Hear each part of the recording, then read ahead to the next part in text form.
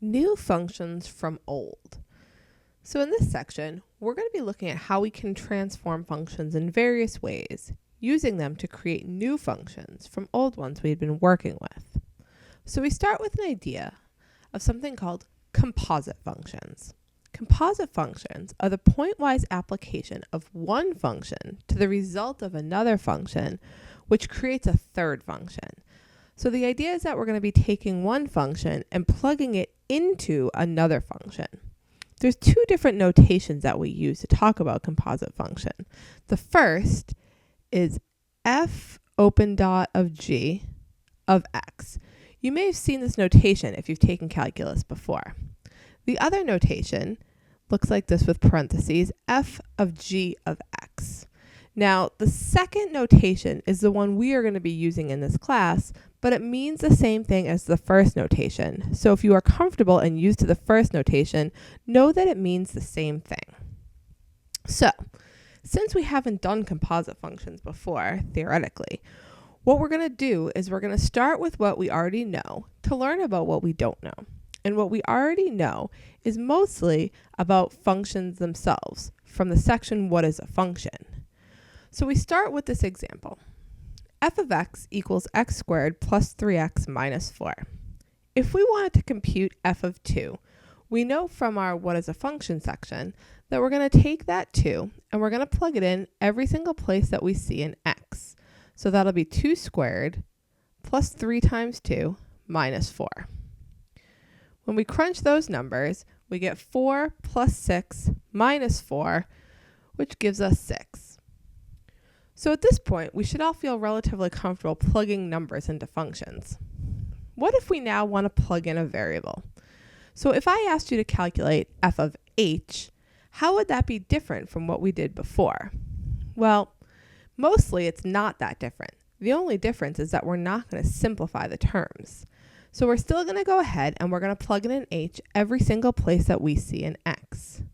So we'll have h squared plus 3h minus 4. So what we did here was a change of variable.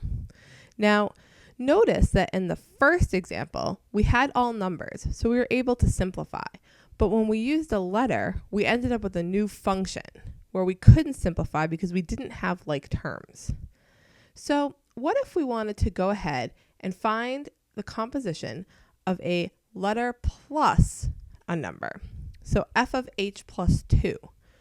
Same idea as before. Now we have to be a little more careful with our algebra. We're going to go ahead and plug in h plus 2 every single place that we see an x in our function. We're going to be extra careful here, and because we have more than one term, we're going to use parentheses.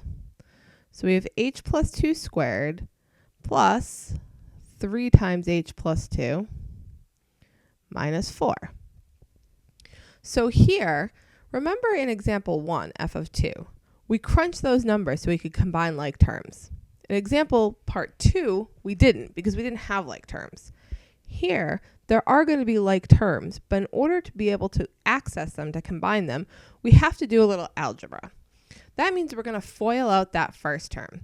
So h plus 2 squared, that's going to give me h squared plus 4h plus 4.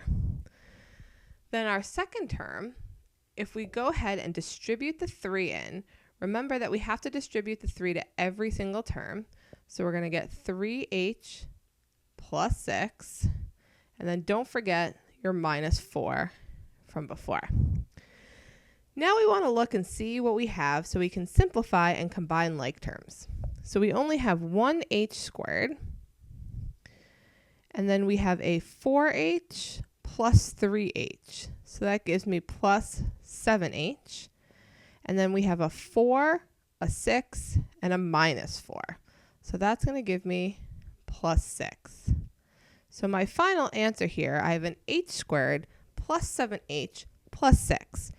You can see this is a hybrid of parts 1 and 2, where we still end up with a function, but we have to use our algebra to be able to combine like terms. Whenever you're plugging in something with a letter in the middle or a variable, you're expecting a function as an answer. Whereas if you plug just a number in, you're expecting a numerical answer. But congratulations, because we just completed our first composite function. So now that we're getting a little more comfortable plugging in different things into functions, let's go ahead and look at some examples where we can plug some things in and simplify to get a finalized answer. Example 2. Consider the function m of z equals z squared plus 2. Use this to find m of z plus 1 minus m of z. So here, ultimately what we'd like to do is we'd like to subtract two different functions. However, we have to make sure we know what these functions are before we start combining their terms. So we're going to start by calculating m of z plus 1. So remember, m of z plus 1 means we're going to take z plus 1 and we're going to plug it in wherever we see a z in the m of z function. And we're going to use parentheses because there's more than one term. So we have z plus 1 squared plus 2. So again, we want to be able to combine like terms. So we want to simplify here. So what we're going to do is we're going to factor out this first term so that we can see if there's combined terms that we can work with. So here we're going to get z squared plus 2z plus 1. And then we still have our plus 2 from before. So we can see here that any simplification is going to be done with constants. So we have z squared plus 2z.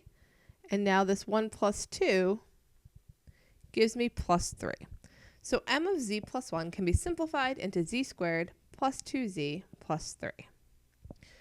Now, we know we're going to be combining that with m of z over here. So remember, m of z is the original function, z squared plus 2. We're looking for the difference of these two functions. So m of z plus 1 minus m of z. So m of z plus 1, I'm going to write underneath the term here.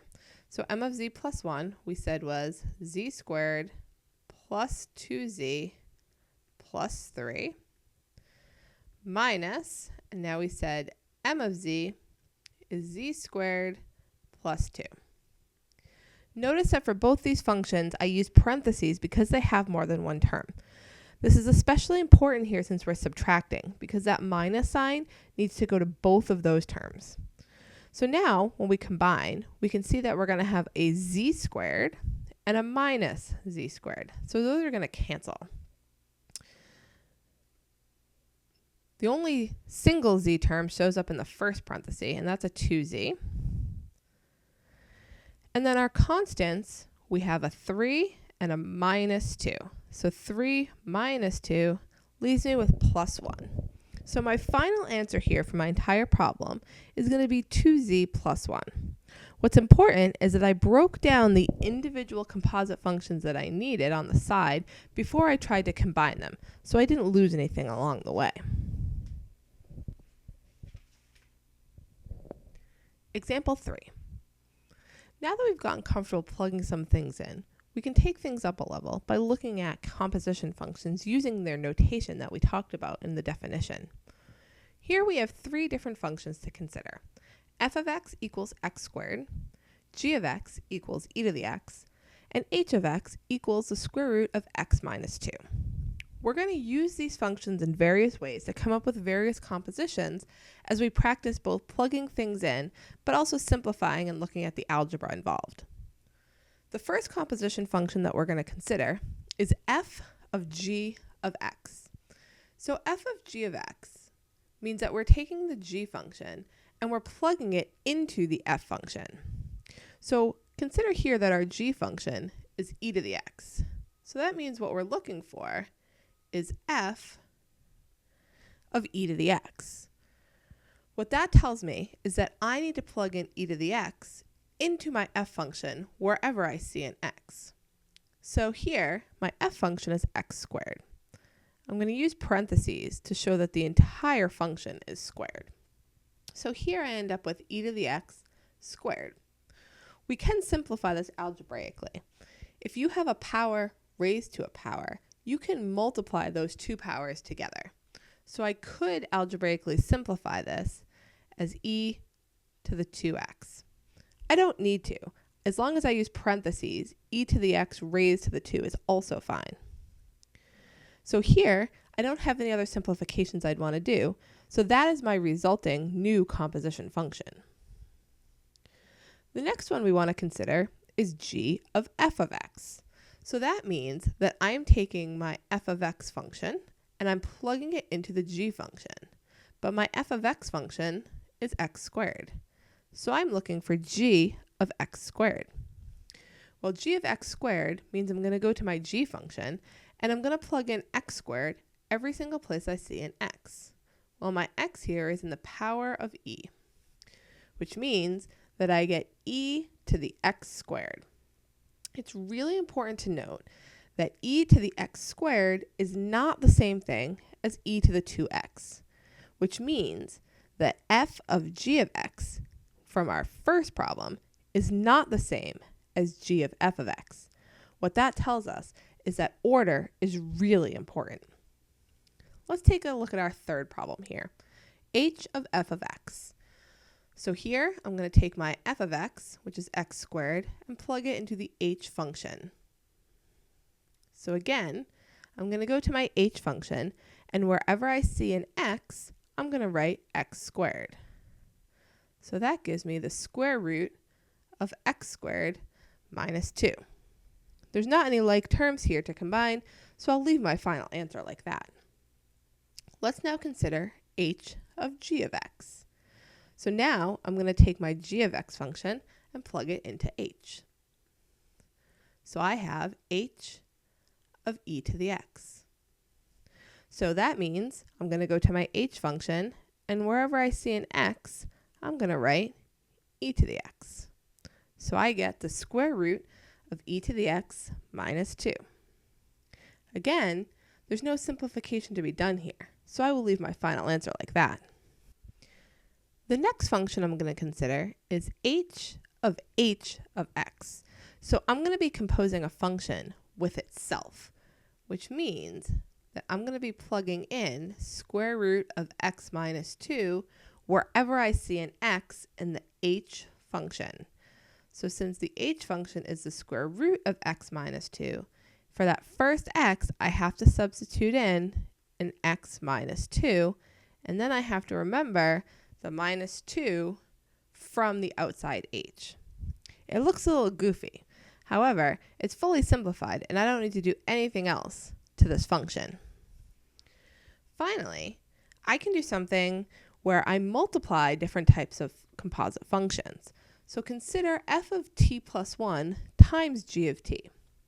So again, if I'm multiplying these two functions together, then I need to figure out what each piece is. So first I'm going to find f of t plus 1. F of t plus 1 again means I'm going to plug in a t plus 1 wherever I see an x, which gives me t plus 1 squared. If I square that out, I get t squared plus 2t plus 1.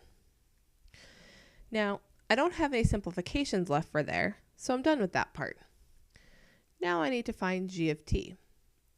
G of t means I'm going to go to my g function, and wherever I see an x, I'm going to substitute in a t. So I get e to the t. So that means if I'm looking for f of t plus 1 times g of t, I need to multiply these two things together. And again, once I start multiplying them together or using anything with my f of t plus 1, I need to use parentheses because there's more than one term. So I have parentheses times e to the t. Now I could certainly multiply the e to the t through, but I don't need to. Just setting it up just like this is perfectly fine. We don't need to simplify unless we're doing further things with our function. So a main takeaway here is that there's lots of ways we can compose functions. We can plug one function into another, or we can define that function right inside the problem. But either way, as long as you're careful with your algebra, you should be able to find your new composite function.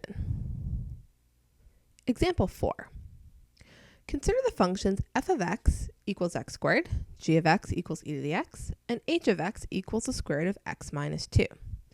Now we want to find the following. Notice that all the compositions that we're going to look for in this particular problem no longer have an x in the middle, which means we are no longer plugging functions into functions. Instead, we are looking for numerical outputs. We're plugging numbers into functions, and when we plug numbers into functions, we expect numbers as answers. So here, let's take a look at the first problem, f of g of 0.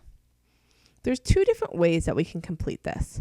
We could find the composite function f of g of x first, like we did in the previous example, and then plug in 0. However, I'm going to go ahead and do it the alternate way. We have all the composition functions from before, so you can check your work to make sure you're getting the same answer by plugging the number into our composition from example 3. If we have a new composition where we hadn't done it before, usually it's a lot easier to find individual calculations and plug them into one another. What does that mean? So for the first example, I'm going to start by finding g of 0.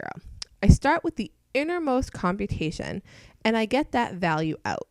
So g of 0 means I'm going to plug in a 0 wherever I see an x. So I have e to the 0. And anything to the 0 power is going to give you 1. So if g of 0 equals 1, that means for my composition, I can then substitute in a 1 for g of 0. That means that I'm now looking for f of 1.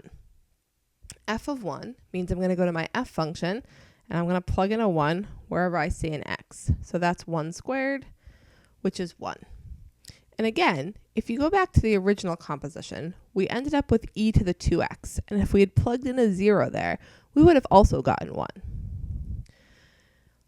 For the second problem here, g of f of 0, I'm going to start by calculating f of 0, the innermost function. F of 0 means I'm looking for 0 squared, which is 0. That means I can substitute that in for f of 0. That turns it into a problem where I'm looking for g of 0. G of 0 means I'm plugging a 0 into the g function, so I have e to the 0, which equals 1. For the next one, I have h of f of 3. So again, I start with my innermost function, f of 3. When I plug that in, I'm looking for 3 squared, which gives me 9. So I substitute in 9 for f of 3, and I get h of 9. H of 9 is going to give me the square root of 9 minus 2, because again, I'm plugging in the 9 for the x in the h function, which gives me the square root of 7. Now's a good time for a little caveat. The square root of 7 you should leave as the square root of 7 unless something or someone instructs you to round to a nearest decimal. The square root of 7 is an exact number. Once you put that into your calculator and turn it into a decimal and start rounding, it's more of an approximation than an exact number. So it's better to leave it as the square root of 7 instead of turning things into a decimal. Of course, if you're working on homework or on an exam and you are instructed to round to such and such decimal places, go ahead and plug in your calculator, but otherwise, leave it as the square root of 7. The next problem, h of g of 1. So again, we start on the inside and we work our way out. G of 1 means that we're going to take 1 and plug it into the g function. So we get e to the 1 power. Anything to the 1 power is just itself. So we just have e. E is a number. It's approximately 2.71, and it comes from a limit that we may look at later in the semester. So e itself is a number. So now we're looking for h of e. So that means we're plugging it into the h function, and we get e minus 2. And again, we don't want to change anything about this. This is an exact answer. We could plug this all into our calculator if we wanted to get a rough idea of what this number would be, but we can leave it as the square root of e minus 2. H of 6. So the first thing I need to do is calculate h of 6. H of 6 is going to give me the square root of 6 minus 2, which equals the square root of 4, and the square root of 4 is 2. Now I'm going to take that and I'm going to plug it back into h again. So now I have the square root of 2 minus 2, which equals the square root of 0, which is 0. So h of 6 equals 0. Now if I want to try f of 3 times g of 0, I want to find each of these pieces individually and multiply their answers together. F of 3 means I'm going to have 3 squared. 3 squared is 9. G of 0 means I'm going to be plugging 0 into my e function. Anything to the 0 power is 1. So I'm going to multiply my results. 9 times 1, which gives me 9. So in this last problem, I was finding each of those solutions individually and then combining them to get my final answer. Something really important I want to note here is that when we have a number in the innermost part of our composition, we expect a number as a result.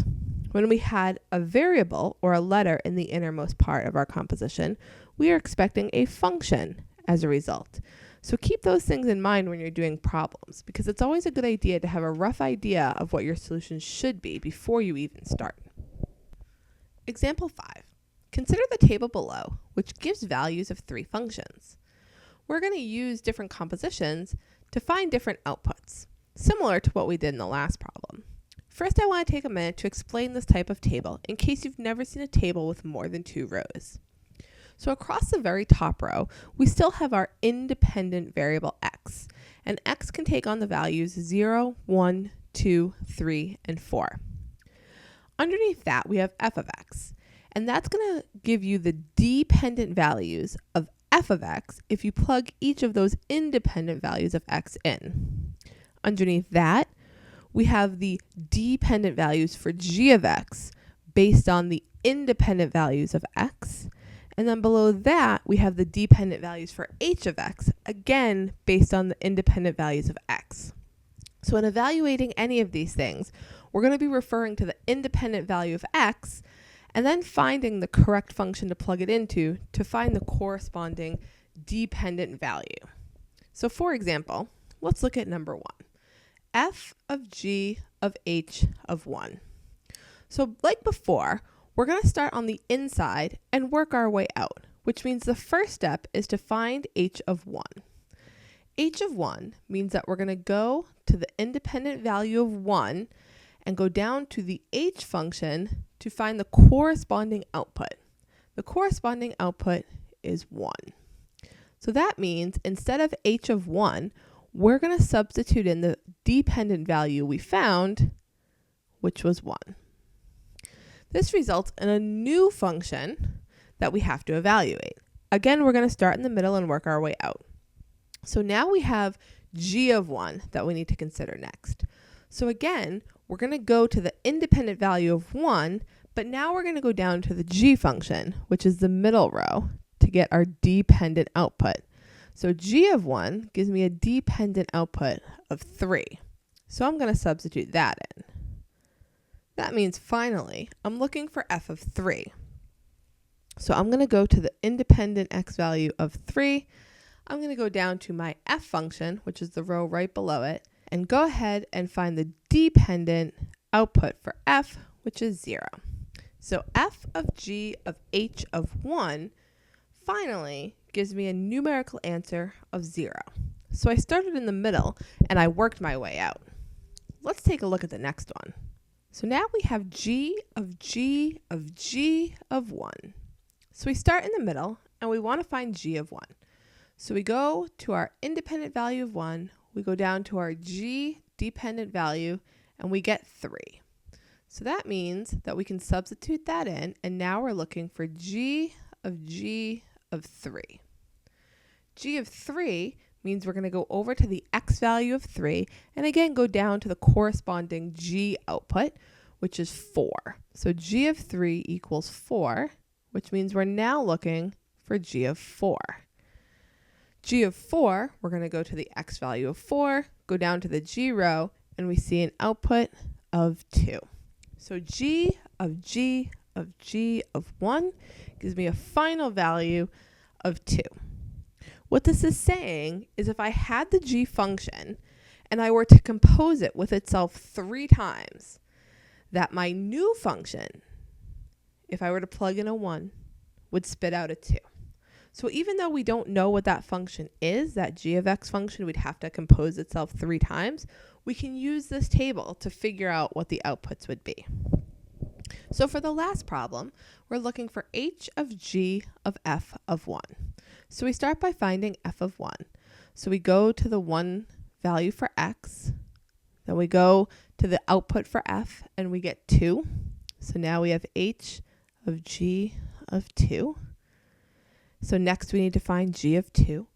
So we go to an x value of 2. We go down to the g value, which is the middle of the three functions, and we get an output of 4. So we substitute that in, and we have h of 4. So h of 4, finally we go to an x value of 4. We go down to the output for h, and we get a 1. So h of g of f of 1 is equal to 1. So with composite functions, if you have a table, you always start on the inside and continue working your way out until you've done all of the compositions. What should result finally is a numerical answer, since we're looking at numerical values. Example 6. So here is a practical example that you may have encountered at some point if you've taken any sort of physics course. So we have the formula K of C equals C plus 273. And this formula converts Celsius temperatures into Kelvin, which is a unit of measurement for temperature that is often used in chemistry and physics. We also have the formula C of F equals 5/9 times F minus 32. And that formula converts Fahrenheit temperatures into Celsius. So we use these to convert temperatures back and forth depending on what we're using them for and which unit it needs to be in. So for part A, we want to write a composite function that will convert Fahrenheit temperature to Kelvin. So since we ultimately want Kelvin, we have Kelvin as the outermost function. And in order to get to Fahrenheit, we need Fahrenheit to be the innermost part of our function. So we're going to do K of C of F, which means that we're going to be plugging our Celsius function into our Kelvin function. So that means we're going to go to our Kelvin function, and wherever we see a C, we're going to plug in 5/9 times F minus 32. So we result in 5/9 times F minus 32 plus 273.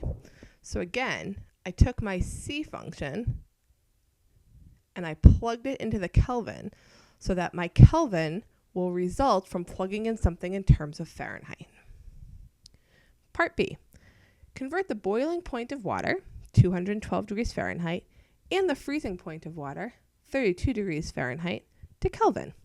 So that means that for the first part, the boiling water, I want K of C of 212 degrees Fahrenheit. So if I plug in a 212, I have 5/9 times 212 minus 32 plus 273. I'm going to carefully crunch that number in my calculator, and the result is 375 degrees Kelvin. I've successfully converted it by plugging in the Fahrenheit value to convert it all the way to Kelvin. Similarly, if I want to know the freezing point, I'm going to plug in 32 degrees Fahrenheit. So when I plug in 32 degrees, I get 32 minus 32 plus 273. I can see that this is going to be 0, which means that my Kelvin temperature will be 273 degrees Kelvin. So by setting up this composite function, I'm successfully able to go from Fahrenheit to Kelvin without having to go through the Celsius formula. That's one of the benefits of composite functions.